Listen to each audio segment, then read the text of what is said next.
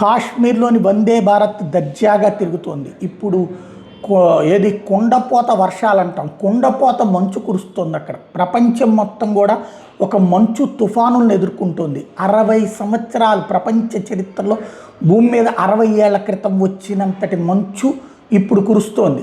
అందులో మన దేశంలో ఉన్నటువంటి కాశ్మీర్లో కూడా అట్లాంటి పరిస్థితే. ఇప్పుడు అలాంటి కాశ్మీరంలో వందే భారత్ మాత్రం ఆ మంచు మధ్యలో నుంచి దర్జాగా వెళ్తున్నటువంటి దృశ్యాలు ఇప్పుడు వైరల్ అవుతున్నాయి. దాన్ని రైల్వే శాఖే ప్రొజెక్ట్ చేసుకొచ్చింది.